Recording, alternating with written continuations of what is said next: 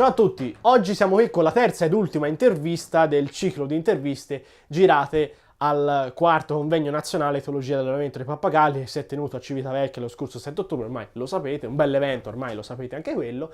Stavolta è un'intervista ad un'altra esperta appunto di pappagalli, anche lei a livello mondiale, ed è Rosemary Lowe. Tra l'altro mi sono preso anche il suo libro all'evento, me lo sono fatto anche autografare perché insomma questo è veramente un libro molto ganzo, ce n'era solo 2 di questi, quindi l'ho preso subito. Tra l'altro è un bel video, si chiama Understanding Parrots Cues from Nature di Rosemary Lowe e ve lo metto anche in descrizione tra l'altro perché è molto ganzo se vi interessano i pappagalli. Comunque 2 parole su di lei. Chi è Rosemary Lowe? Rosemary Lowe vanta un'esperienza pluridecennale nella gestione e la conservazione dei pappagalli. Infatti è stata la responsabile appunto degli uccelli nel loro park di Tenerife e anche del Palmitos Park di Gran Canaria.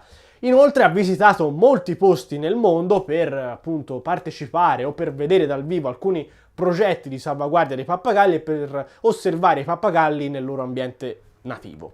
È stata coinvolta in molti progetti di conservazione e in molte raccolte fondi. Comunque questo ve lo dirà lei durante l'intervista. Il primo libro che lei ha scritto e pubblicato sui pappagalli risale al 1972 e quello lì che vi ho fatto vedere prima è il suo 27° libro, quindi probabilmente è l'autrice che ha pubblicato più libri in assoluto sui pappagalli nella storia delle pubblicazioni, insomma. Altre 2 parole. Il discorso delle luci vale come per le altre, non era molto illuminata perché comunque non potevo portarmi i faretti dietro e mi ci voleva un facchino se no per farmi il set laggiù, e anche perché non ce li ho anche l'attrezzatura esatta, quindi insomma audio a posto. Il video purtroppo è un po' sgranato perché era un po' buio, nel senso che l'ho dovuto fare tra l'altro anche all'aperto questa intervista perché non c'era più possibilità di farla nel posto dove l'ho fatta con gli altri e fuori c'era più luce, di conseguenza ne ho approfittato. Purtroppo era un momento in cui il sole va giù presto, di conseguenza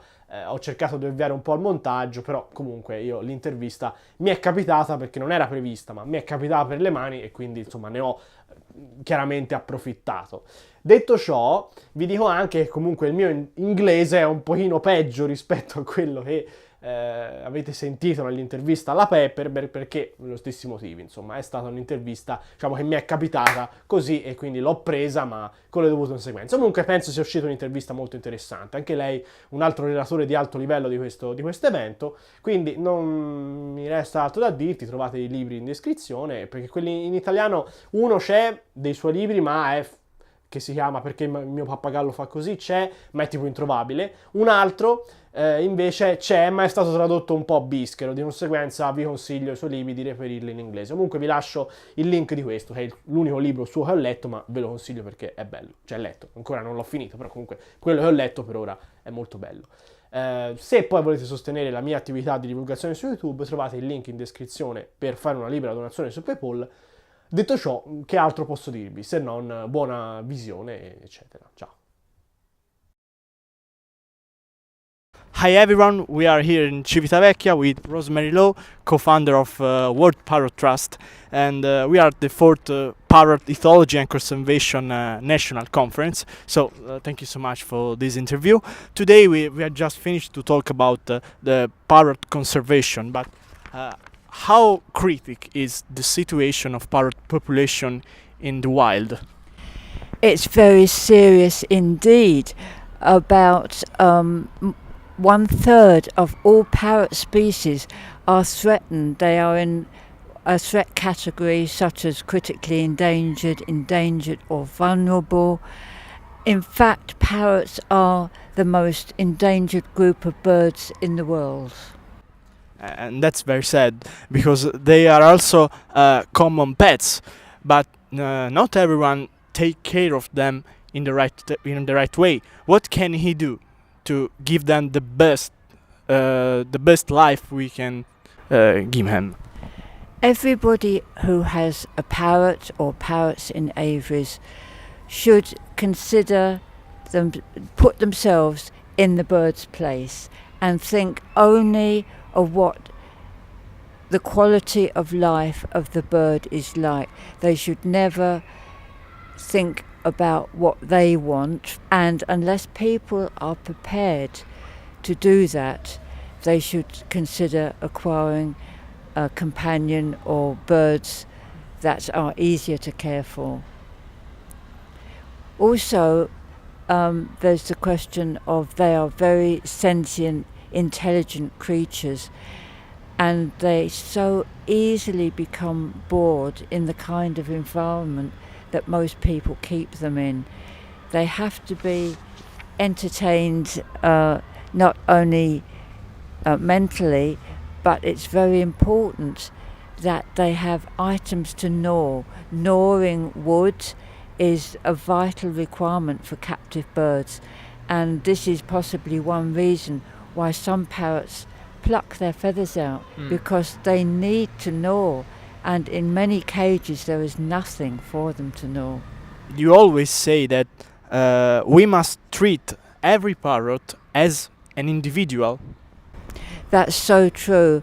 I think many owners of companion birds already do that, but breeders too often don't look upon their birds as individuals, and they, especially because many breeders have too many birds, and it's much better to give a better quality of life to a small number of birds. Also, they will probably have better breeding results, because with a small number of birds you get to know the individuals, you get to know what they need to keep them happy, and that is where you get the best breeding results. So, what are the major threats to parrot conservation? The major threats, there are two.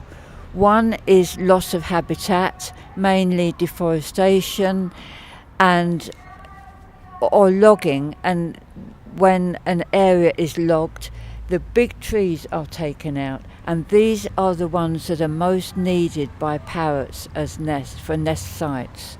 So even although there could be a good flock of certain species, if they can't reproduce, this is a flock that is going to dwindle down to nothing.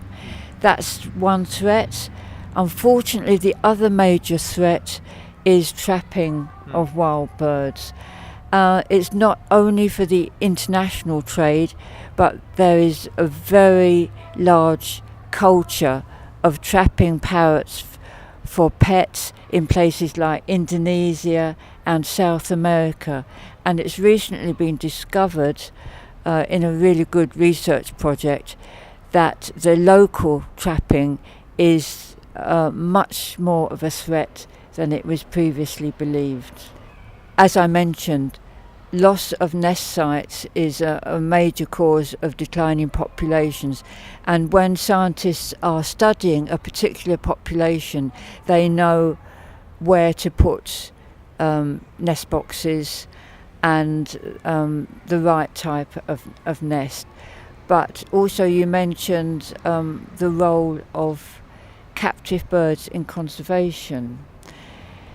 In fact, in nearly all cases, captive birds have no role in conserving wild populations. For one thing, many of the birds that are bred in captivity would not be suitable for release. For example, there are so many mutation parrots now, and they are weak in many respects, especially genetically. But the other concern is that only if parrots are bred in the countries where they occur in the wild is there any likelihood of them being reintroduced, because there are so many problems and such high costs in moving parrots from Europe or the United States, for example, to countries where they occur. There will only be one exception to this, and it's a very exciting exception because it concerns the Spix macaw, which is extinct in the wild, but there is an excellent breeding program, and and the original area of habitat has been improved in recent years, and there's a very important conservation program with preparations underway to release captive bred birds back into this habitat in northeastern Brazil, probably in 2020. But that is an exceptional project. It cannot happen in many cases. What can we do to help to save parrots? To help to save parrots, actually my answer might surprise a lot of people, but there are several things that we can do. First of all, one of the main problems for parrots is the escalating human population, which means that more and more habitat is destroyed, and people need to consider very carefully how many children they are bringing into this world. That will not be a popular answer, but the future of many parrots will depend on it. The other thing that we can do is to consider that consumerism is also having a very bad impact on habitats of all birds, especially in the tropics. When you buy a new mobile phone, it means that part of the habitat of certain parrots in Africa is going to be destroyed to mine the components of the mobile phone.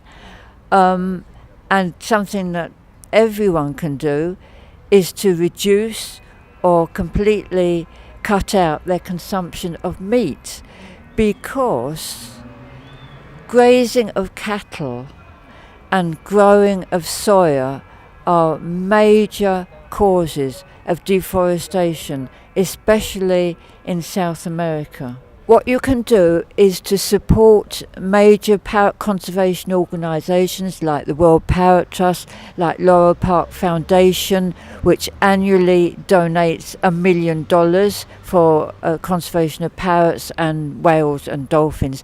But there's never enough money because there's so many parrot conservation projects that need funding. So just find out about some of these projects. And even if your donation is only a small one, if everybody interested in parrots donated, it would make a real impact in helping to fund more parrot conservation projects. Thank you so much for your time. Thank you.